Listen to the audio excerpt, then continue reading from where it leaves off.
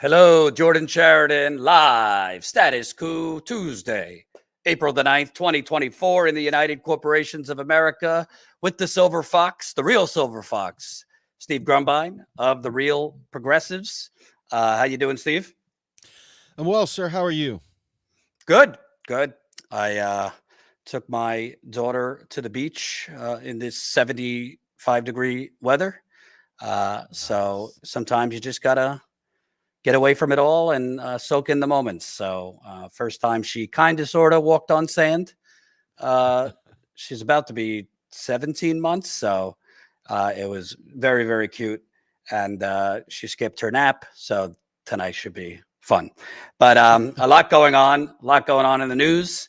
Nancy Pelosi, everybody was just, oh my God, Nancy Pelosi signed a letter to condition aid to Israel. Well, wait till you kind of hear her explanation. She's fucking crazy, dude. For that. She's just straight. She also sees Putin and Russia in every closet.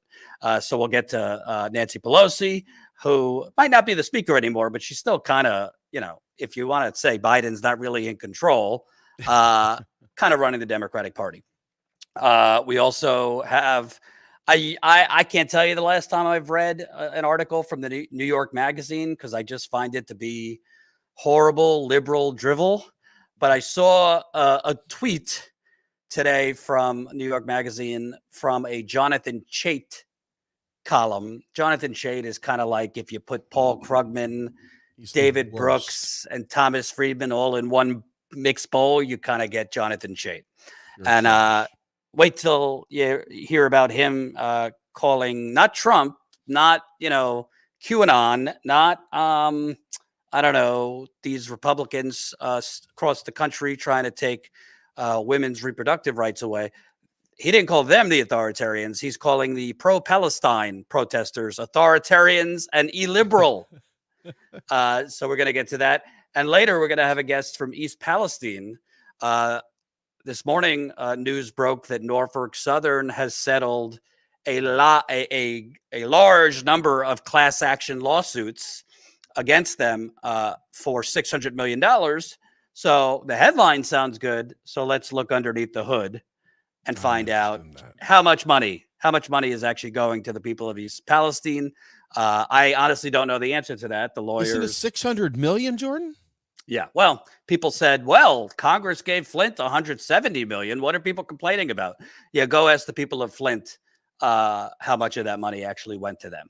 So we'll try to separate fact versus fiction because a lot of times you can't just believe the headline for the media. You kind of have to look underneath the hood to find out, well, how much of it is actually going to the residents and for what. Like the PPP we'll try to get loans, right? Right. We'll try to get to all of it as fast as we can. Please smash the like button. Please share this live stream. It seems like as are the seasons of the year, there are different seasons on YouTube. And right now we are in a particularly grievous period of YouTube not sharing our content and not recommending our videos. So if you can help by pressing the like button, commenting, sharing, posting in your own, like create your own separate social media post for the live stream, that'll be very helpful. So let's start with Pelosi. I'm going to try not to play this whole thing because it's unbearable, but it came out last week that Pelosi was one of 40 Democrats to sign on to a letter to condition aid from Israel. Mind you, she didn't sign on to that letter after Israel murdered over 100 Palestinians rushing a food truck for, food.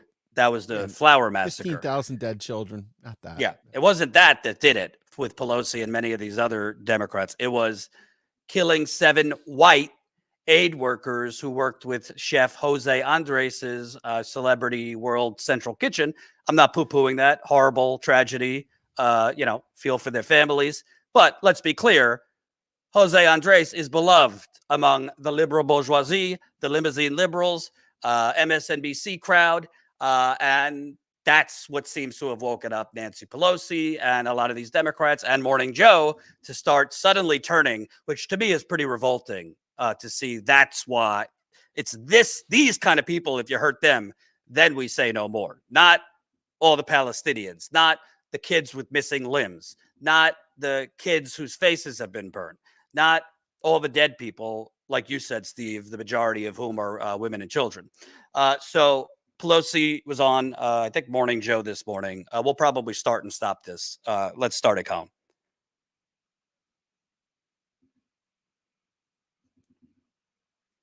President Biden had a phone call with Prime Minister Netanyahu last week, expressed real unhappiness with how the war is being conducted in Gaza. I know a number of Democrats have done the same, particularly after that strike that killed those humanitarian workers. The Prime Minister yesterday said, look, I'm setting a date for a Rafah invasion. That's still going to go ahead. He didn't say when that would be. You are among those who have said aid to Israel, military aid to Israel, should be conditioned. Explain to us what you mean, what conditions and why. Well, let me be very specific. The letter was about the attack on the aid workers. The workers. It said until there is an investigation, and they said they were doing an investigation. Now, I think the investigation should be an independent one, and I said that early on, and Secretary Blinken said that, Jose Andres said that. It should be an independent one. But nonetheless, that letter said there should be an investigation. It didn't enlarge the issue to everything else. Now, you have to know that we have the Leahy language in the law, which says that if we give you assistance, as we do give to Israel, you cannot interfere with our giving humanitarian assistance. So there's some conversation that will be happening. Okay. Let's pause there for a second. Steve, I don't know. I'm for pausing aid while there's an investigation, and I want an independent investigator, even though we know that's not going to happen. Israel is the investigator. And what do you know? They investigated for 5 minutes, and they threw some people under the bus. You know, I think they fired 2 generals or something, reprimanded a couple other IDF soldiers, but, you know, that's it. And I don't know. I heard there was this investigation in the World Criminal Court or something like that, that found Israel was plausibly committing genocide. It doesn't seem like Pelosi wanted to sign a letter to cut off funding after that. It was after killing Chef Andres's aid workers, which, by the way, Colin, if you could put up the article just so we could see the headline, Nancy Pelosi and others had nominated Jose Andres for the Nobel Peace Prize. Listen, I'm all for the kind of work he does. He does a lot of great work, him in the World Central Kitchen, you know, supplying food in Puerto Rico and other horribly ravaged natural disaster zones. So I'm not trying to poo-poo his work. But again, Pelosi loves Jose Andres. MSNBC loves Jose Andres. He's a celebrity chef. And it's just, to me, revolting that this is what brought them to the table. And it doesn't even really sound like she's for cutting aid. She's just signing a letter until there's an investigation. And after said investigation, it seems she's back for aiding the genocide. Yeah, I mean, Jordan, this is a real problem. I mean, when I talk to people who are reluctant Democrat voters, and God knows, I wish nobody voted for Democrats. I wish nobody voted. But that said, when I see reluctant Democrat voters like grossed out by this, I'm like relieved that somebody has a brain and somebody has a conscience. But there is an entire different group of people that listen to The View, listen to the Morning Joe, go ahead and share around Ali Veshi and all the rest of the freaking, kind of establishment friendly version of the world. And they sit there and they hear this stuff, and all that comes out of their mouth is, but what do you want? Trump. It literally is, what do you want? Trump. I hope that people with a brain are listening. And if you think about what about Trump, remove your brain momentarily, set it to the side, reinsert one that works. And let's talk about this. This is Democrats. This is the Democratic Party co-signing and funding without any kind of like shame, a genocide. And when I say a genocide, let me just be clear. These people don't have anywhere to run. It's like having a terrarium and dropping like gasoline and fire in the terrarium with a bunch of like pets inside of it and just watching them burn up. This is what Pelosi and friends are doing. This is what your Democratic Party is doing. They don't even require a nudge from Donald Trump. They don't even require a nudge from any other Republican. This is what they are. This is who they are. And so when you criticize them and when you take a hard line that I will not support them, what you're saying is I will not support genocide. You're not saying I'll support Trump. I'll support Putin, which I'm sure we'll get to here in a little bit. I just find there is a group of people out there, there's a large swath of people that can literally take their brain, set it in a floor, set it on the cabinet, set it on the shelf, and sit there and ask you after hearing that, what do you want, Trump?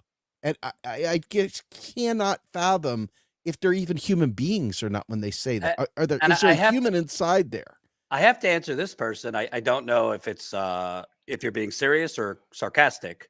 It might be you're being sarcastic. So, but I will say there's a lot, I'm not dishonest with people. There are a lot of things that Trump is worse than Biden or any Democrat. And I think we should call a spade and just say that.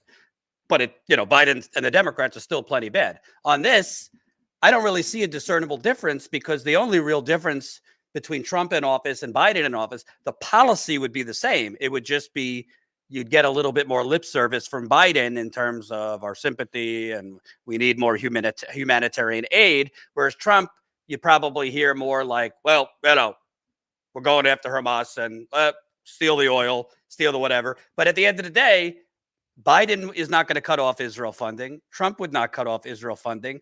And I think on policy, both presidents would allow Netanyahu to do whatever he wants. I do not see a scenario if Biden was going to actually cut funding to Israel or do something dramatic, it would have happened already. I think that cake is baked. Help me understand this. And this is like kind of a general question, not even directed specifically to you, but since we're talking, what is worse than genocide? Exactly. I mean, for real, like, folks. Nothing. But no, when I think of Trump would be worse, and mind you, I'm sure Trump is horrible because I hate them all. But then again, I have I'm not even like, oh, I hate the Democrats, so I'll vote. I'm not into the whole electoral. That's what I'm voting bullshit. For. That's what I'm there you go. I'm telling you right now, when I hear people say Trump would be worse, I'm saying, my God, what are you talking about? Are you saying Trump would go in there with a dull spoon and gouge out eyes and then kill everyone? I mean, what are you saying is worse? Because I genuinely question people's integrity and character when they have not. I mean, like, I see people literally, they won't even say the word genocide. They won't even acknowledge this. So for me, I can't even talk about Trump until someone has firmly said they recognize Biden is funding genocide, that Pelosi is okay with funding genocide. Until I see them say it dead to my face, you know what, Steve? I see it. You're right. Until I see that, I don't want to hear nothing about Trump. I don't even want to hear the name Trump. And also, that's how I'm standing on it. We're going to play the rest of Pelosi's word salad, but something she said, and this is kind of I don't know if they're just being they're probably just being disingenuous or they're just fucking stupid, is she's saying, according to some law, we cannot support a country that is trying to block humanitarian aid from another country, in the same conflict. But the humanitarian aid is needed because of the funding we're giving Israel to level Gaza and slaughter Palestinians. That's why the humanitarian aid is needed. It would be like, I don't know, harming one of your kids, pushing your kids down the stairs, God forbid, and then trying to find the first aid kit and the medic. So she's basically saying we're not doing enough to provide aid, but they need aid because of our blank check to slaughter a whole people. And that seems to be the gap in understanding there. Can you do me a favor, Colin? Can you pull up Denise Columbia's comment real quick? I want to speak to this here for a minute because I think this is worth speaking to. Okay. Obama was supposed to codify Roe v. Wade. He had a supermajority. Guess what? He did not. Joe Biden was told, because I know his advisors, was told literally to stack the fucking court to prevent Roe v. Wade being overturned or anything like that. He did not. When he had a supermajority to go ahead and push through codifying Roe v. Wade, he did not. This is a fundraising issue. It is not a real thing. And I'm telling you right now, they're hoping and praying there's enough people out there that forget everything that they didn't do and everything that they did do. Okay? They're hoping you forget. And it's clear people still are holding on to the false notion that Catholic Genocide Joe is a pro-choice guy. This is a man just like Hitlery, who literally is like, well, you know, I'm not so sure about this abortion thing. Just like Genocide Joe is building Trump's wall. Just like Genocide Joe has kept kids in cages. Just like Genocide Joe allowed all this shit to happen with Roe v. Wade. Literally, he could have easily recess appointments to the court. He could have there's no rule that said he could have added 10 more freaking ridiculously liberal leftist judges if that was his MO. It was not his MO. He chose differently. So the idea that you're going, and you feel free to do whatever you want, but know that me as a commentator, I'm going to say something. That is not a real, it may be real to you, but it isn't real in reality. The Democratic Party has over and over and over and over and over and over and triple times over had chances to do this and literally refused to, because it is their key fundraising thing while they go and advance all the Ronald Reagan shit that you all hated before, you know, back in the day when you hated Reagan, now you love him. Okay, Reagan in office, Reagan, the Biden version, okay, isn't doing any of the things you thought he was going to. He's not protecting you at all. And least of all is he protecting the people, the most vulnerable against this war machine and murder. Children, the real kids are getting killed. The ones that are alive, they're sitting there running around in the sand, are getting blown up by U.S. weapons because of Genocide Joe. Trump has never done that, by the way. To my knowledge, he has not done that. Now, I'm not for Trump at all, by the way. But there's some worthless shit stain out there that'll say I am. Well, to be completely accurate, he did continue Obama's, aid in Yemen and Yemen, Syria and everywhere Yemen else, and Syria. Right? So but that was just kind of out. That was just kind of out of sight. If you look at Ukraine, for example, Ukraine, you could still go shopping at the store. You could still go drive your car down the roads. There's no absolute children dead in Ukraine, but yet Putin, we got to stop Putin. What the? Anyway, I can't even mentally. Well, listen, I'm not going to tell any woman how to vote or what to prioritize. No. I'll just tell you on the Roe v. Wade, and I talked to Garnet Henderson yesterday about this. She has a podcast called Access, so she reports heavily on abortion, pro-choice, Roe v. Wade. She agreed that even if Biden wins re-election, if Democrats retake the Senate, there's no evidence they would codify Roe v. Wade because you would need a filibuster-proof majority to do so. They're not going to have that. And we already know that, Joe Biden and Democrats don't want to get rid of the filibuster. So short of some type of executive action, which Biden, I doubt, would use, it seems the actual meat and potatoes, they could say they want to do it, but they haven't actually outlined how they're going to do it. I want to get back to this Pelosi clip. Colin, if we could continue. About this in the Senate and in the House. It's really such a tragedy. Look, October 7th was barbaric. It was horrible what they did to the Israeli people and the rest. Hamas is a terrorist organization. We need to free the hostages, all of the hostages. But nearly 33,000 people dying, people starving, hydration, famine, and the rest. There has to be a better way. Mika? And so, Madam Speaker, on that note, what are some of the opportunities or options for President Biden in terms of trying to forge a better path here? It seems Bibi Netanyahu is really dug in on a number of things. Do you think that conditions on aid should be put in place? And if they are put in place, what would they be? Well, I've not been a fan of having conditions on aid to Israel. We give Israel the aid we give them because it's in our national security interest to do so, and that has been our tradition. But I do.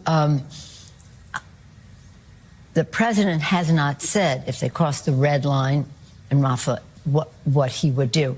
But I'll tell you what he has been doing. And people should know this, and especially try to say this to all the people in front of my house in the middle of the night and the rest. The president has been advocating for humanitarian assistance to the Palestinians. The Republicans in the House of Representatives have held it up. And yet, to hear these people go out there and say, oh, genocide, Joe, all that, not to repeat what they said, but nonetheless, he's the one who's been advocating for it. The House of Representatives has held that up, as you know.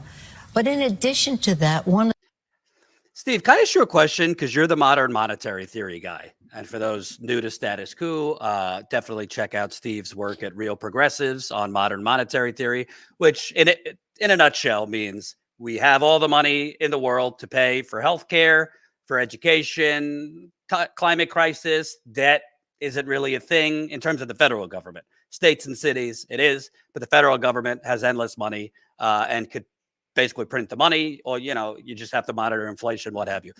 With that said, it seems inconsistent to me that this is a party that we have been gaslit for the last 8 years, because a lot of viewers, came of age during the Bernie movement. A lot of viewers were old-time political people that were checked out, kind of came back during the Bernie movement. How we have been lectured by these people that we have to nickel and dime everything. How are you going to pay for it? We've heard over and over again for Medicare for all, for any program that helps working people or vulnerable people or minorities. Yet, aid to Israel, there's none of that fiscal conservatism. There's none of that responsibility. She says, I'm not in favor of conditioning aid in any way. Well, why the difference in philosophy for healthcare versus aid to Israel? And I'm sorry, I hope my father's not watching. How exactly is helping Israel funding Israel's genocide helping our national security? I'm not defending Osama bin Laden, but look it up. One of his top reasons for attacking America was our support for Israel. So if anything, it was making us vulnerable, the occupation in Israel, to terrorists to want to attack America. So I don't know how this is protecting our national security interests. It's protecting our economic interests, that's for sure. Well, let me tell you this right up front. This is a hard thing to get your head wrapped around, and I'll keep it really tight. We're a capitalist nation. I don't like that. I hate that. But we're a capitalist nation. Wait. You set me up. but I have to say we're capitalist, and that's just the way it is. Go ahead. It's true, though. This is a capitalist nation, and every one of these Congress critters are there to enforce the rules that assist and aid in the accumulation and the reproduction of capital. They are not there for the working man or woman. And by giving us anything that helps us as people, whether it be, cutting interest rates, whether it be a job guarantee, whether it be, complete Medicare for all, free college, whatever, that takes away one of the tools that capital uses to extract our labor. Okay, that's our precarity. That's our tenuous grip on life and striving to survive. They take that away from the capitalists, if they take that pressure off of us, it's called austerity. If they take the austerity off of us, then we may actually not go along with what capital wants us to do. We may choose a different path for ourselves as workers. We may, rise up together and fight back, or we might just decide to take some leisure. We might do something other than what they want.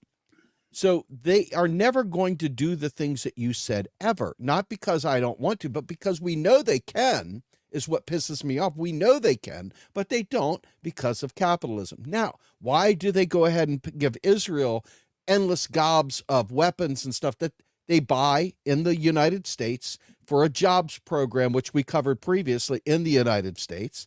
Why do they do that?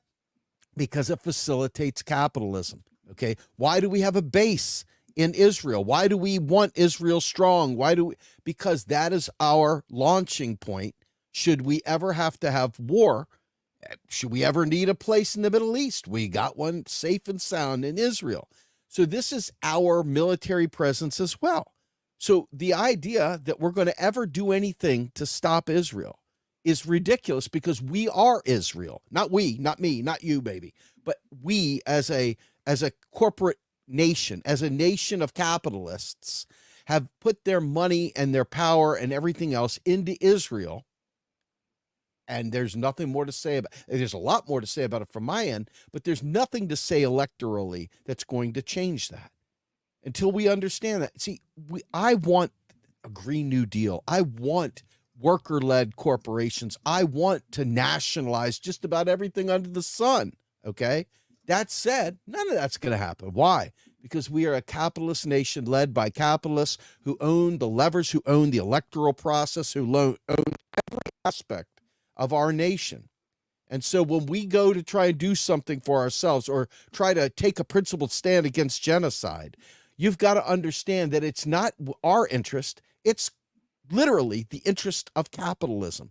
And I'm got friends, oh no, but the Democrat, it's got nothing to do with that. Democrats, Republicans, this is where they say they're two of the same bird, two wings of the same bird kind of thing, because they're both capitalist parties. They both support capital, both of them. The difference is that one pays lip service to diversity and inclusion while they kill people, and the other one just says, screw it, I'll just call them the N-word and the F-word and walk away and still go ahead and kill everybody too. That's the difference. That's the only difference.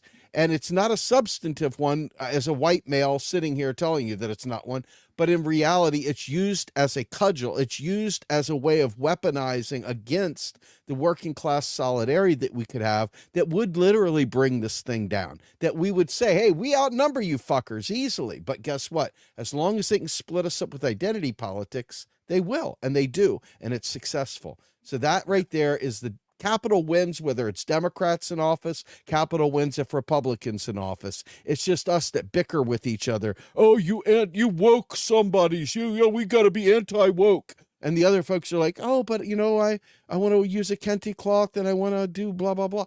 So you've got two sides of this kind of veneer. And then you've got the poor folks that really mean it, that are struggling, that are trying to make ends meet. And they don't even give a fuck, because it's not about you. It's about capital. And the sooner you get that through your head, elections will start making a whole lot more, you'll understand a lot more of what these fuckers are doing. Anyway. Well said. And remember, smash the like button. I am going to ask you to leave a super chat if you can. In a little bit, I'll explain we're kind of in need at the moment of more financial support. So if you can leave a super chat, please do. You could also donate directly to us. That's statuscoup.com/donate. That a straight donation through our website, we actually get more than we get from super chats. Last thing I'll say on Pelosi, I really think, we all need to look at this. Media, I wish independent media were the gatekeepers. We're not. Maybe one day, but we're not. It's still MSNBC, CNN, Fox News, CNBC, the New York Times, the Washington Post, because at the end of the day, the most reliable voters in this country, for better or worse, are baby boomers, and they get not all of them. So many of you watch Status Coup and other independent programming, but by the data, they're the most reliable voters, and they tend to vote for establishment politicians like Nancy Pelosi or Donald Trump, because he is establishment, and they consume a lot of corporate media. And the fact of the matter is, Nancy Pelosi and these 40 Democrats who signed on to this letter would have not signed on to any letter if not for the IDF assassinating 7 white, I think one of them was like multiracial, 7 white aid workers linked with a celebrity chef. You need to let that sink into your head. That's not to take away from the pain those people's families are, I feel for them and their loss. They were doing good work trying to provide aid, food aid to Palestinians. But the reality is our politicians are sociopaths that do not care and would not even do the small thing of signing a letter calling for us to pause aid amid an investigation if their own class was not affected. And that's what this is. Somebody in their own class was affected, so they are taking action. But when 100 Palestinians are killed rushing to a food truck, that's a shame. When Israel bombs a refugee camp, killing a couple, 150 people, that's war. Well, war usually has two armies on a battlefield. This isn't a war. Yeah, exactly. I want to move on to another topic within this. Again, I don't really look at the New Yorker, the New York Magazine, the Atlantic, these liberal kind of resistance intellectual rags, just because it's a lot of like limousine liberal wine moms who read it. But I saw this tweet, Colin, if you could put up the tweet referencing that Jonathan Chait column. Pro-Palestinian protesters have frequently disrupted or shut down speeches and events held by Joe Biden and other Democratic candidates. These tactics, which include harassment and confrontation, are illiberal and wrong on principle. And then the headline of the story in the New York Magazine, the left-wing authoritarian shutting down the Democratic Party. Liberals would justifiably freak out if the right was doing this to Biden. I'm not going to read the whole thing, but I'll read a little bit. Imagine a world in which Congressman Jamie Raskin attempts to deliver a speech on democracy, autocracy, and the threat to reason in the 21st century and is unable to deliver his marks because Trump supporters drown him out, and authorities justify the disruption as an exercise in democracy. Democrats attempting to raise money, so democratic, for the opposition are surrounded on the street by Trumpists shouting, "Fuck Joe Biden," and abusing them with racial epithets. These are the kind of scenes that come to mind when we imagine the authoritarian culture of a second Trump term. They are also events that have not only occurred, but have grown commonplace. This pattern of behavior is illiberal and dangerous. The twist, of course, is that the mobs shutting down the opposition to Trump are not Trump supporters, or at least not right-wing Trump supporters. They're pro-Palestine activists have set out to disrupt Democratic Party officials from speaking and raising funds to defeat Trump. Is this Jonathan Chait or Maria Antoinette? One and the same, right?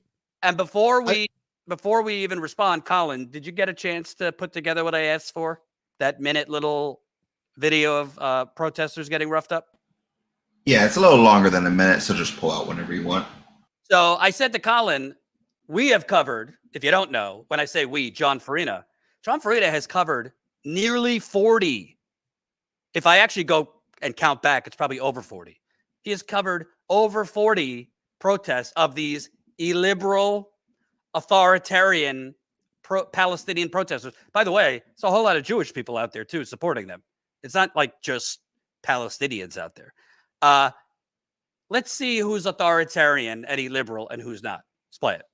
Let him go! Let him go! He didn't do nothing! He didn't do nothing! Cuff him up! Don't push me! Don't cuff him up! I didn't do shit! Cuff him up! Cuff him up! Hey, that's it! Cuff him up! It's all good. Put your hands behind your back! Put your hands behind your back! Put your hand behind your back! The barrier! Put your hand behind your back! I'm behind the motherfucking barrier, sir! Sir, I'm behind the barrier. I got it.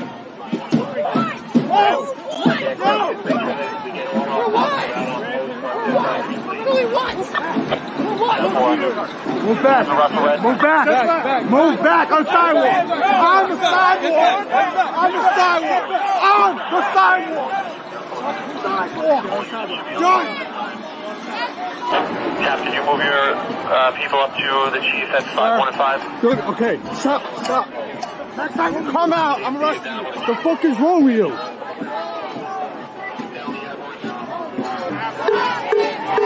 Stop.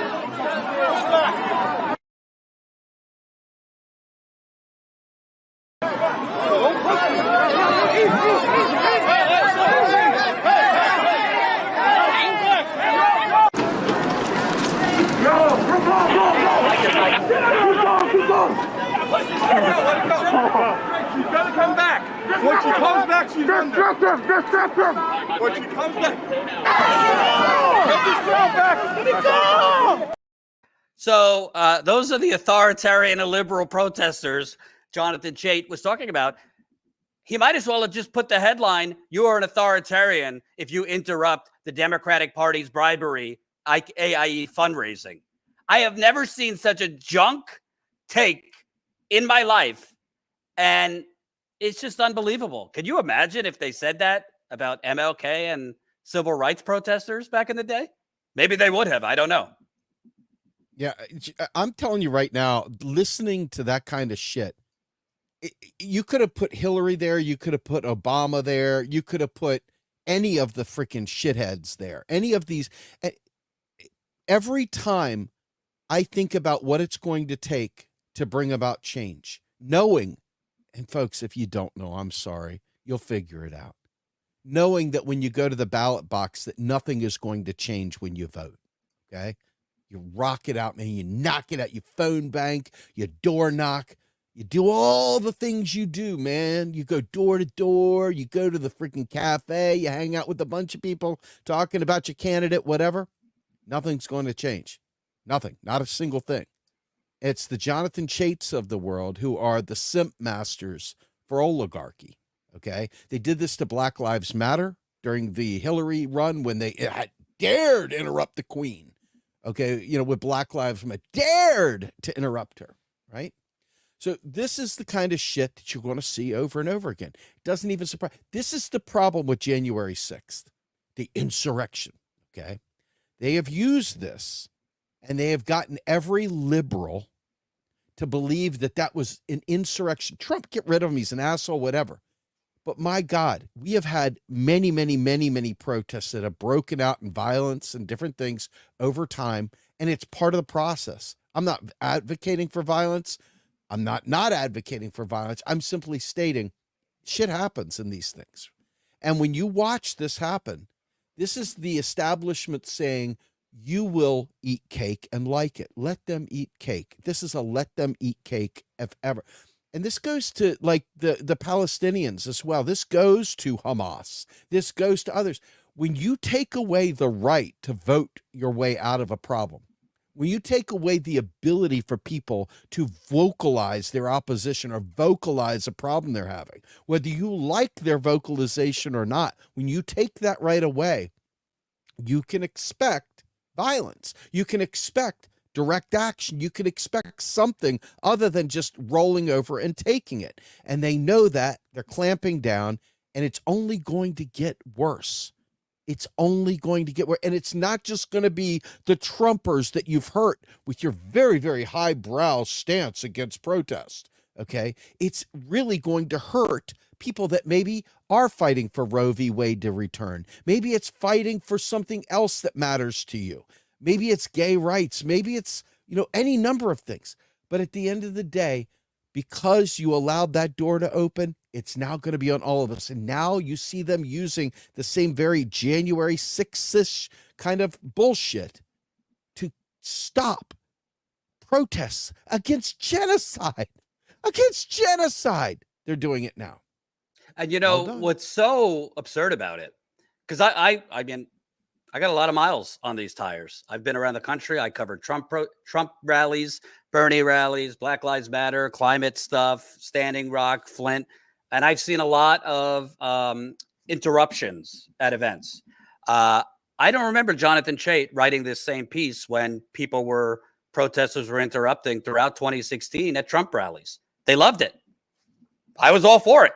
There was people, particularly immigrants and minority, who infiltrated the crowd at Trump rallies and chanted, you're a racist, you're this, you're that. They got kicked out. There was no piece about how this is illiberal, that this is undemocratic, or that they're authoritarians. There's been people who have interrupted events screaming defund the police. There have been people who have interrupted events, for climate change. I didn't see any pieces saying that this is illiberal or undemocratic.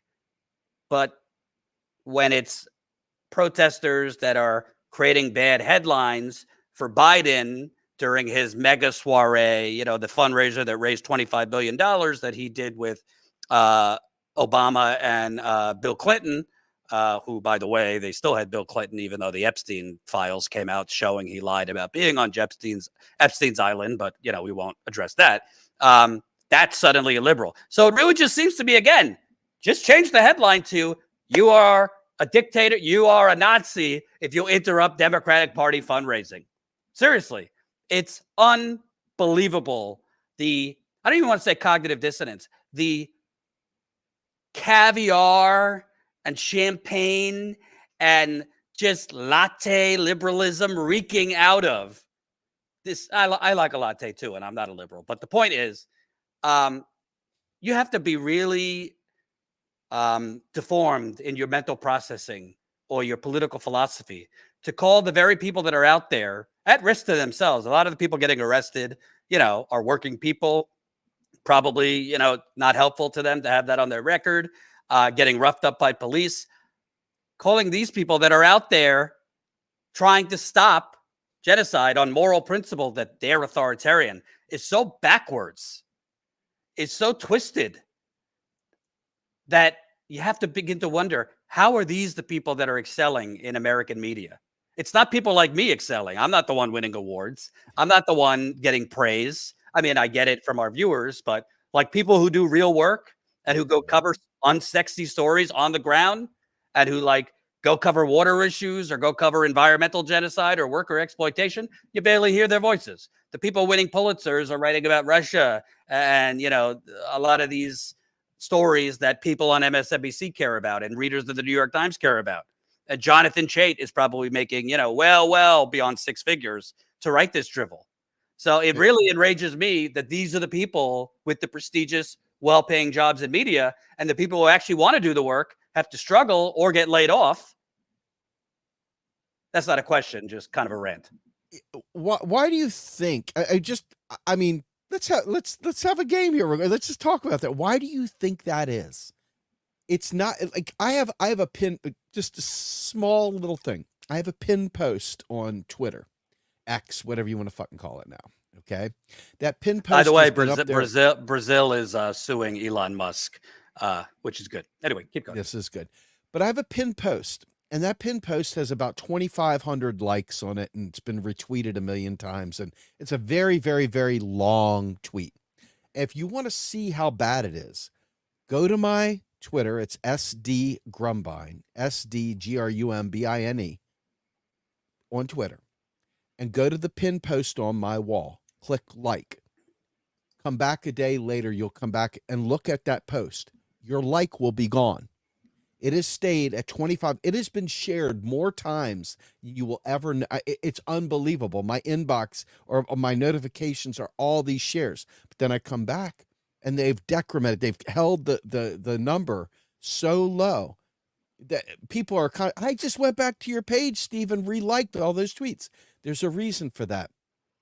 Chait and the others, those MSNBC folks, they are carrying the line of the parties.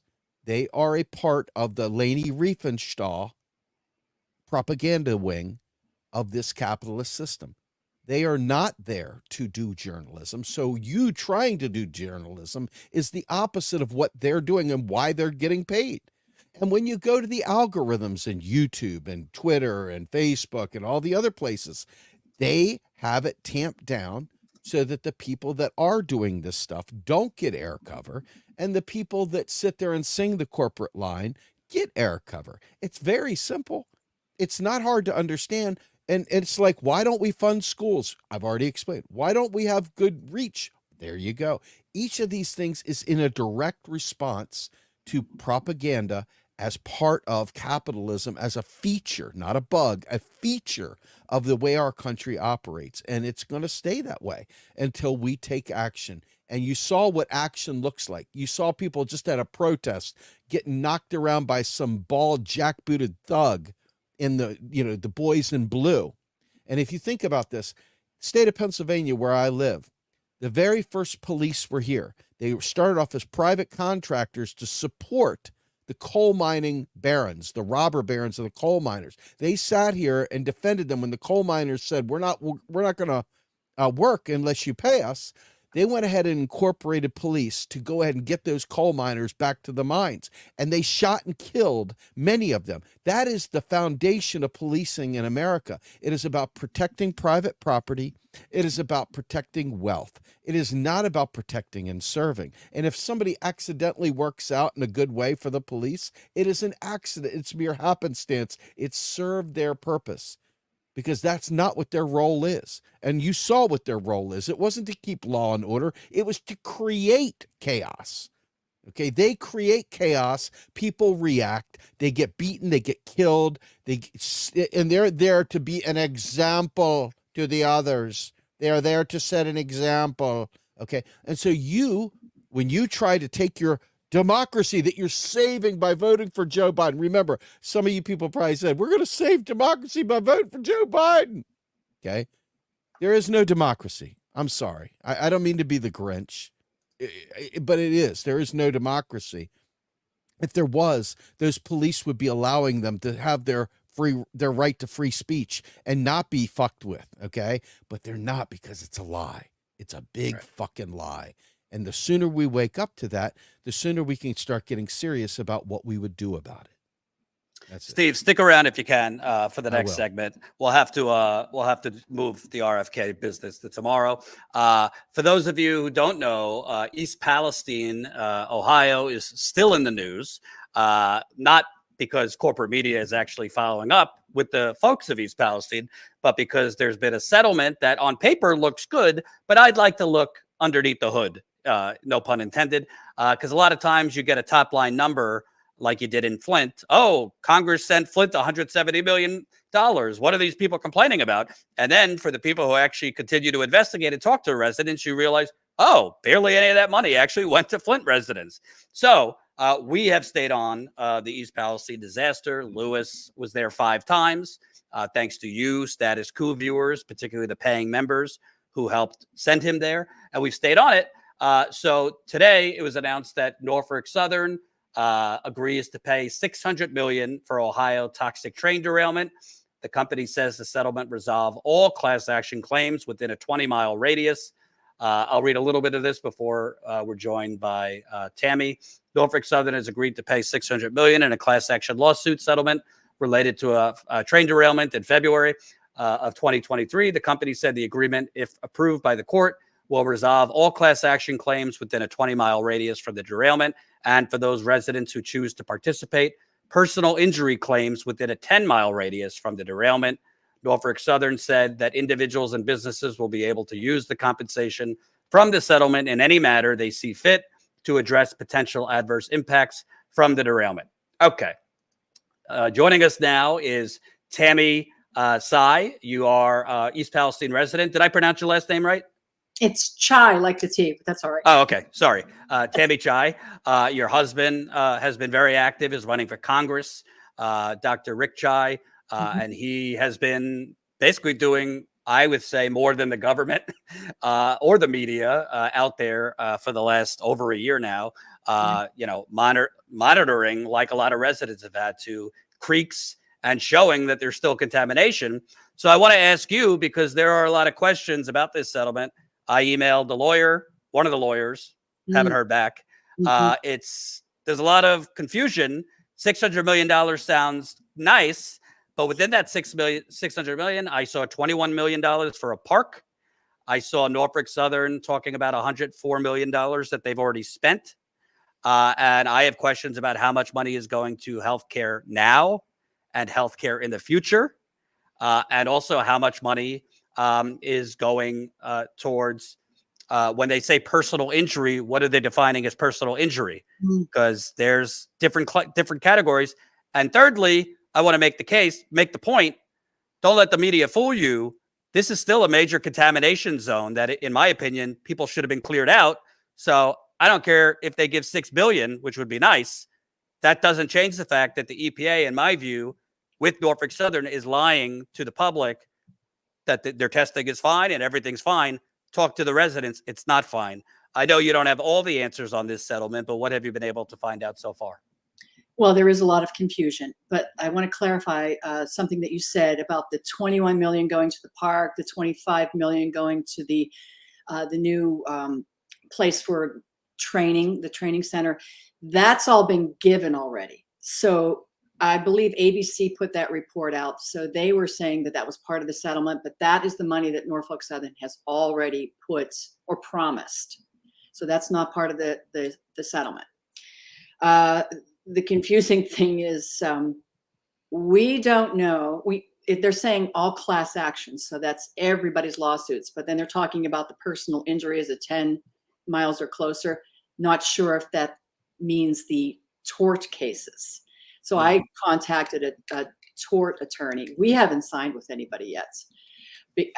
I don't know why. We're just still feeling it out. We have until next year. But that attorney's going to get back to me because they don't even know what that means, because usually the personal injury are the tort cases. So hopefully this is not all lumped together, because that is, to me, you cannot put a price on people's health and what they've done to us and how they've damaged the community and how they've what they've done here is I can't even, there's so many nuances to it. You've been following the story for a long time, and Lewis has been here a lot. So you've seen it progress. But to anybody just tuning in, like you said earlier, that seems like a large amount of money. Well, don't forget that these attorneys are going to get between 40 and 50%, because you've got 40% is the average, and then you've got all of the extra fees. That's, the fine print. So let's say 350 million. And then according to Ms. Graham in the New York Times, let me just read this. Beth Graham, a lawyer for Grant and Eisenhofer, who represented the plaintiffs, and her team said she received an overwhelmingly positive response from East Palestine and the surrounding area. I don't know who the hell she talked to. It's still unclear exactly how many people would be eligible for compensation, but the number is likely to be in the tens of thousands. So you take the 350, if you even get that, divided by tens of thousands. What does tens of thousands mean? I've heard way upwards over 100,000. I'm not sure if that's true. And also, how did they come to the determination of 20 miles and 10 miles? I'm not a climate scientist. I'm not a weatherman. Yeah. But that plume, I do not believe, stopped at 10 miles. I had people messaging me as far as New Hampshire about health issues they were having. Obviously, the people in the immediate zone, East Palestine, Western Pennsylvania, take priority. But I'd like to know how they categorized 10 miles or 20 miles. And I'd also like to know, is there opportunity for further lawsuits? Because sadly, it was the CDC that said, we don't know something about, we don't know how to clean up the contamination, but we know how to treat your cancers.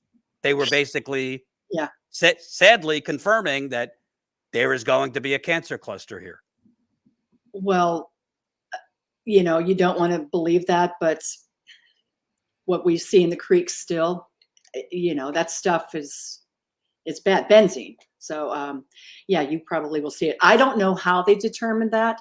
We can't get any answers. I have been trying all day to get answers from people. I don't even know if the people that are part of the lawsuits here know if this is including them. But according to the documentation, it says all of the lawsuits. That's why there are tens of thousands of people.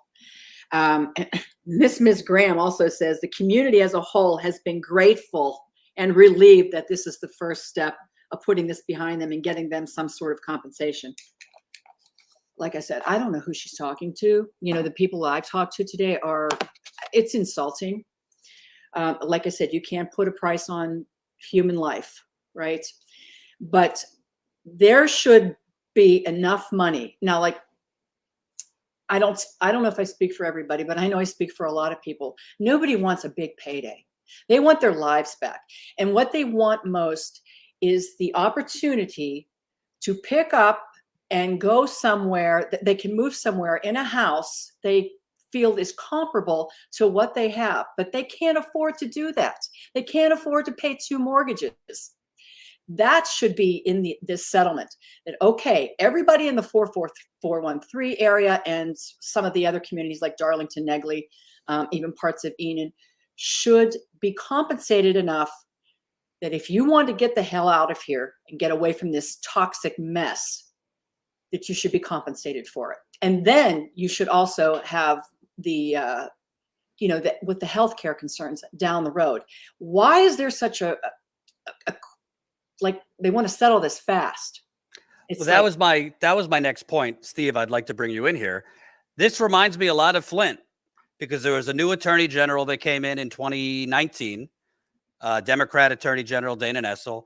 For reasons still unknown, she got rid of all the investigators and prosecutors. She dropped all the charges and restarted, and then they settled as quickly as they could civilly, before filing criminal charges.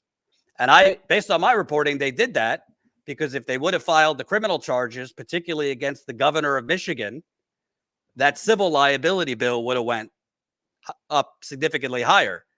I want to know, June 2023, the owner of the chemical car company that had that vinyl chloride on 5 cars, he testified, we repeatedly told Norfolk Southern, you do not have to detonate these cars. Right. That was nearly a year ago. So we've known that information. Then it was confirmed last month by the NTSB chair telling Senator Vance, who won't respond to my emails, Norfolk Southern not only ignored the technical data that those cars were cooling and there was no reason to blow them up, because people have the wrong idea through the media. It wasn't the derailment itself that made people sick. It was detonating these cars. Yeah. So Vance won't answer questions on should there be criminal charges against Norfolk Southern. Sherrod Brown, senator, up for re-election this year, he won't either.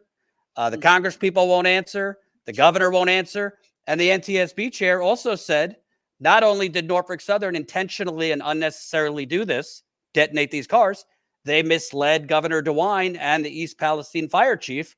They did not tell them that the chemical car company was advising against doing it. Yeah. So how could you, as the governor or the fire chief, give your blessing if you don't know that the actual experts are saying not necessary? I'd like to ask you, and Steve, if you have an opinion, isn't that significant to, couldn't this civil bill could have been a lot higher if there were criminal charges? There should be. Yeah. So let me just jump on this real quick for a minute. If this was really about our government supporting East Palestine right now, what they would do, and I wish that we lived in a real, democracy where I could be president or you could be, or somebody with a brain could be president and make this stuff happen. Declare the damn area an absolute disaster area, condemn the area, give everyone whatever they need, like for life, like in terms of healthcare. Don't give them money, you got free healthcare, period. Make sure that they can pick up and leave wherever that is. Let the government foot the bill, no tax dollars, let the federal government foot the bill to make everything whole, not little bits and pieces, like a little piece like you're getting now, but absolutely make it 100% right. Get everyone out of there like it's Chernobyl. Give them a house wherever, whatever, right? Compensate them equivalently for that. Then, on the other side, the government goes after Norfolk Southern criminally, and with fines, fees, penalties, and jail time for the whole situation. The government should not be making you all wait for Norfolk Southern to negotiate a deal, and they shouldn't use someone with limited resources, because the damage that they did far exceeds the amount of money that even they, as a big corporation, could afford to do, because it's total destruction. So let's just say average price. I don't know what the average price of a house, so I'm just going to throw a number out there. Forgive me if I'm high or low. Let's say every house is $200,000, and you've got 20,000 people in this area. I don't know how many of them own a house, but I would literally sit there. I wouldn't even worry about the price tag. I'd say step 1, we make you whole. Step 2, we condemn the area. Step 3, we clean up the area for the wildlife and everything else that's got to be there. And step 4, we absolutely hold the corporation accountable. And if they can't be, we nationalize the fucking corporation, or we put it out of business one way or the other. That's how I would. It's the only right answer in my mind, because everything else, I know $30,000, if that's what it amounts to, and I don't know if that for per person based on like some 20,000 residents and 600 million, but it's even less than that, because you told us that the lawyers are going to get 40%. So that brings it down to what, 350 million. 350 million divided by 20,000 is pennies. You can't get a car even with that money in today's times. Yeah. I mean, you're looking at a Ford F-150 pickup truck for $45,000 new off the lot as a point of reference. I mean, it's unspeakable, and they can do this because the average person has no idea that the federal government could pick up the bill without raising taxes, do the right thing, fix it just like they could have done Flint. And we keep going back through like slews playing, gumshoe on this stuff, when in reality, the federal government should have done its job. And it's not going to, because it's not in capital's best interest. Right. Well, my husband ran for Congress. He unfortunately didn't win the primary, but that was one of the things he ran on, which very coincidental. He ran on no-fault insurance for catastrophes like this. Like the state of Pennsylvania has no-fault insurance for drivers. So you have a catastrophe, the government steps in and says, hey, we're going to take care of everything. And then they're going to go after the entity that caused it. And then the entity that caused it has to pay back the government. So the people don't have to wait. And it's very simple. But, getting something like that passed, the government, what we saw on the campaign trail and what, how the government works is, it was an eye opener, and it's heartbreaking. It's heartbreaking. Well, I'd also want to point out, this came out recently, Colin, if you could bring up the AP story. EPA didn't declare a public health emergency after fiery Ohio derailment. I want to read this part. The topic of a public health emergency came up in emails obtained by the Government Accountability Project watchdog group through a public records request, but EPA response coordinator Mark Durno said the label, which the agency has only used once before in Libby, Montana, where hundreds of people died and thousands were sickened from widespread asbestos exposure, doesn't fit East Palestine, even though some residents still complain about respiratory problems and unexplained rashes. Officials also believe the agency had enough authority to respond to the derailment without declaring an emergency. So what I find incredible about that, and by the way, Mark Durno is basically the EPA's cleanup guy. He go ask the people of Flint what they think of him. Yeah. He's just there to cover it up and minimize what happened. But I haven't been there. I trust Lewis. It's more than some people who are having health issues. It's a whole lot of people who are having health issues. And there are still people that have left because their house still smells. Or when they go back to their home, their eyes burn and they feel sick. So it seems like there was an intentional narrative from the beginning through the EPA's faulty testing, through Norfolk Southern having their own contractor test, Tetra Tech, who is tested after the BP Gulf explosion. They're known as kind of the corporate friendly tester who gives the corporations the results they want. Obviously, you can't speak for the whole community, but I do not see, there hasn't been as many acute deaths as Libby, Montana, but who's to say how many people are going to get sick in the next 2, 5, 10 years? And people are sick now, and the EPA and the state EPA just throw up their hands. Well, we don't know what it's from. This company just blew up toxic chemicals, but we don't know why you're sick. Well, we do know that the EPA bragged about being there, Johnny, on the spot 2 hours after that fire started, after the night of the derailment, right? They said they were there witnessing and watching everything. Then they wrote in their first report that they witnessed Norfolk Southern laying tracks down over contaminated soil, liquid and soil. And then they started those trains running through. So the EPA knew from the get-go what was going on. And they put the entity in charge of the catastrophe for the cleanup. So as far as I'm concerned, they're in this together.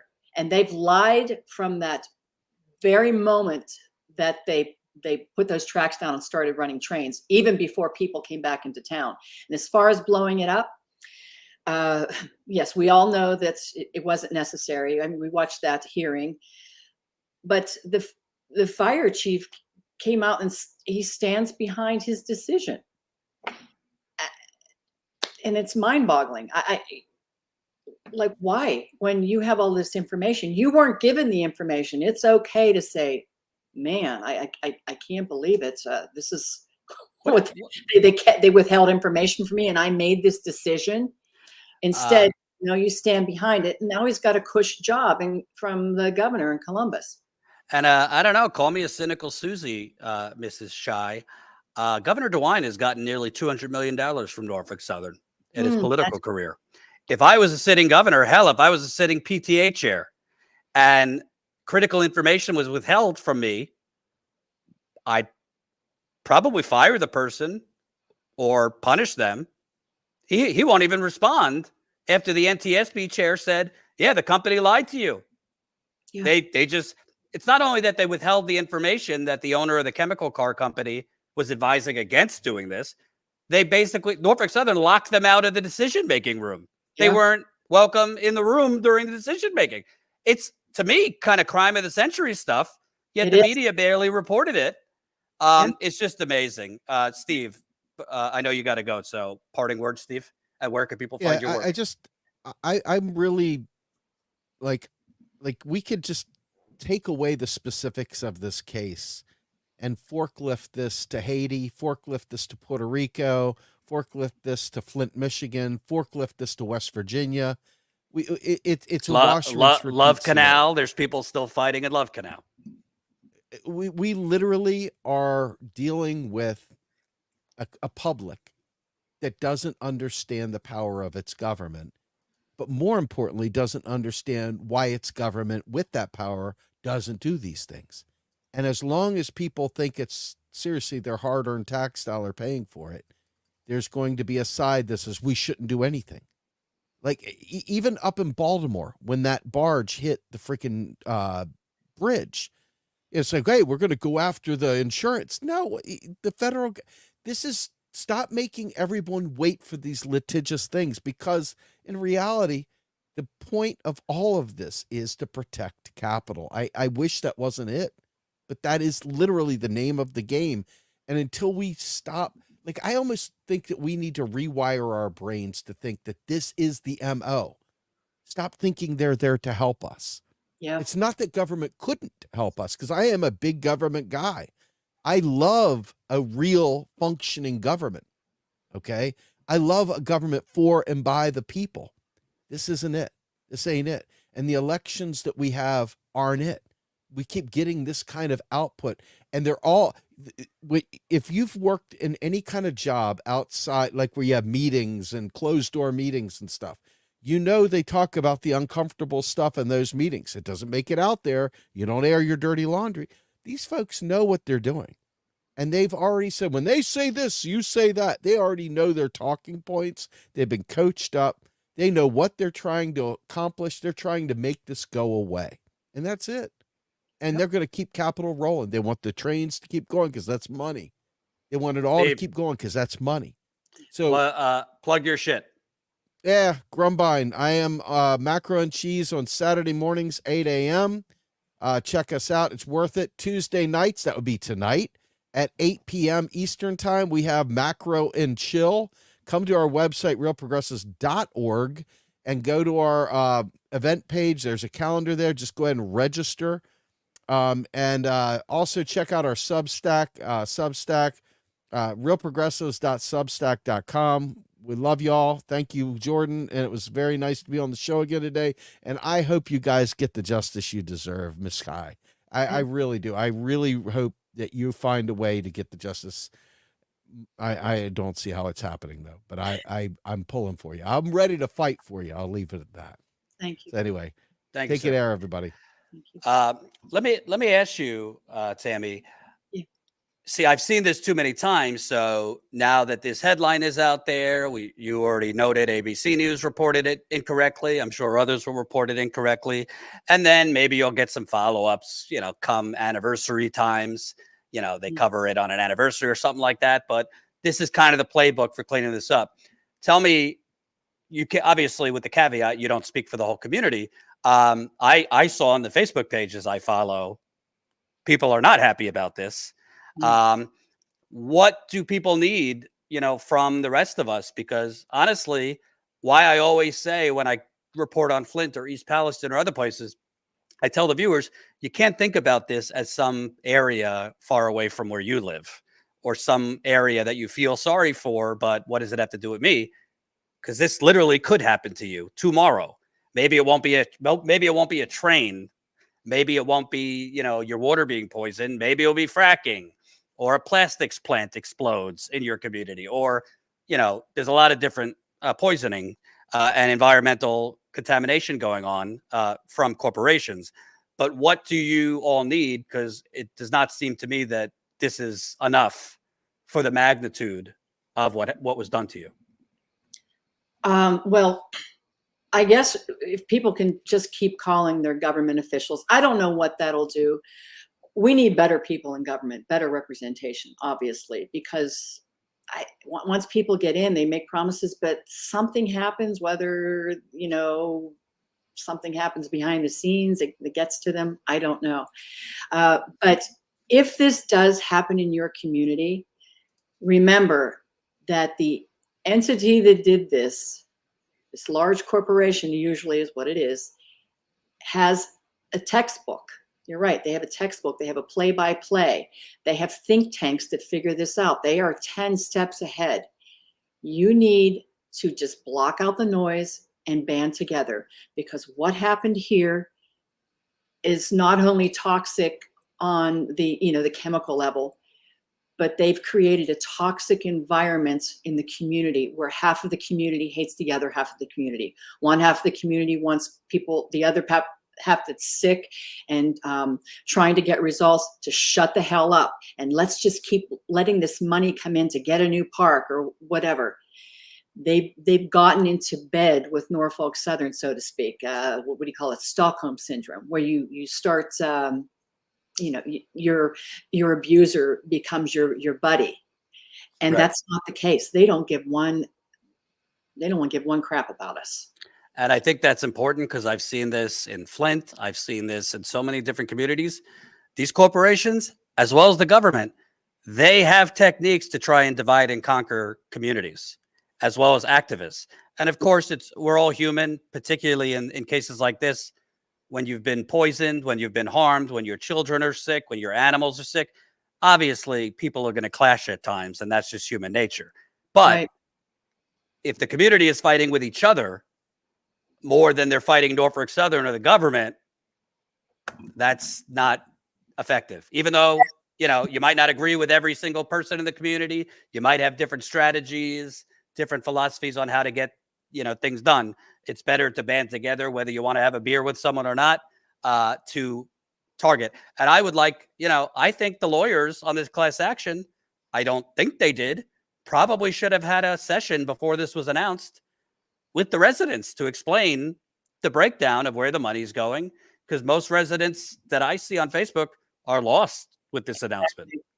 They are lost, and it's a shame. You're just scrambling to find answers. You have to read things in the press, and then you see the thing about the New York Times putting out past money given as money that's coming part of this lawsuit. Well, that freaked everybody out because it was false information. So our media is just garbage most of the time, unfortunately. That's why we formed a Facebook group, so that you can get real-time information. We learned that was not happening for us at the beginning stages of this, and we've continued it, and it's grown. East Palestine off the rails. If anybody wants to just jump in to see what's happening on a daily basis there, it's you have to have a place to go get information. That's why people cannot depend so much on your government. I mean, you can call your officials and try to get them to do what you can, but we are power in numbers as people of this country. If we stick together that way, you become a very powerful voice for change. But I know there's a lot of fear there. I know people get afraid to speak up, but sometimes you just have to take a chance and say what's in your heart, say what's in your gut, and there will be somebody there to catch you and to back you up. So unfortunately, that didn't happen here. And we start to see more and more people coming out of the shadows like, yeah, I've been really sick for months and I don't know where to go or where to turn. One prime example that it didn't destroy a community was Times Beach, Missouri. And I don't know if you know about that, where I do. Marilyn Leisner, she was the last mayor of Times Beach. She's been very helpful to us here. And just for the audience that doesn't know, there was a disaster there, I think in the 1980s. Well, it actually was earlier. Oh, okay. It was much earlier, and it took them, I don't know if it was 8 or 10 years to finally get the EPA to step in and just demolish the town, because people were getting very sick. And some people were getting sick right away. They sprayed the roads with some kind of horrific chemical, the asphalt or whatever. And then people were getting sick around that area, but then there was a massive flood that came through. And what it did was spread all the contamination and the chemical soil everywhere. And then people started getting really sick when that happened. And that was in the 80s. But the contamination happened much earlier. So it took them like 8 to 10 years or something to clean it up. But she told us that about 92% of the community were band together. And she was in shock when she came here to see how many people were against each other. It's like 50-50. She said you can never win when you are so lopsided like that. It's like a seesaw. So that's my message to anyone that's out there that has this happen, some kind of catastrophe, is just get your community to listen to each other and stick together, because that's the only way you're going to be able to fight it, because it's been truly an uphill battle. And there's a lot of us warriors that are working very hard. My husband and I had fundraising for the community, and we've raised well over $100,000. Plus, we were supplying water for the community because the residents weren't getting any financial compensation. The businesses were. They wanted to keep the economic thing going, but people that are suffering and then they can't go to work. There are a lot of people that couldn't go to work. Personally, our business, which is in Darlington, right across the border where the plume dumped all that chemical ash or fallout or whatever, who knows what the concoction was, we took a major hit. And a lot of the people in Darlington got sick. So, this is far and wide. And, the important thing is to trust each other, because you are the victims, and you have a monster that is only looking out for their bottom line and not you. And you have to remember that. Absolutely. I'll have to talk to you and your husband in a different interview. I'd love to hear more about, kind of pulling back the curtain on his campaign and all that you guys found out about how the system works, because I'm sure you saw some pretty ugly things. So I'll be in touch with you about that. Thank you for joining us, and let's stay in touch. Thank you, Jordan. Sure. So that was Tammy Tsai. She lives there. Her husband, Dr. Rick Tsai, ran for Congress. And we're going to stay on this story, even though it's not, something that the rest of the media cares about. I just think it's kind of backwards in a so-called democracy when communities are poisoned. In this case, a multi-billion-dollar corporation unnecessarily detonated cancerous, highly, highly toxic chemicals over a small town. And make no mistake, this did not just affect East Palestine. It's affecting Pennsylvania. It's affecting other parts of Ohio. It went north. It went south. And you get $600 million. Like she said, knock off probably 100 to 200 millions of that for the lawyers. Then you have other fees. Who knows what each resident's going to get. we will follow up on that. Before we go, public service announcement. Colin, if you could come on too, because you'll be able to explain it better than I. I'm just going to be direct with you. We desperately, desperately need your help. It's very in the weeds, but when we started Status Coup, we started with just a Patreon, which a lot of independent media creators have. So we started with a Patreon. Then we said, you know what? We want to shift to membership to our website.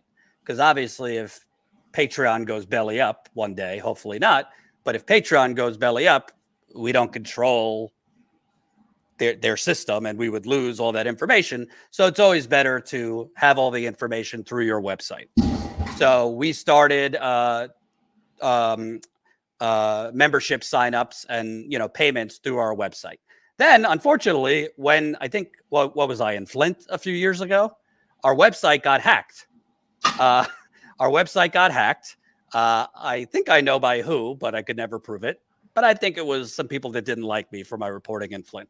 Anyway, our website got hacked, and there was an issue, not with any of your data or financial information, but stuff got purged.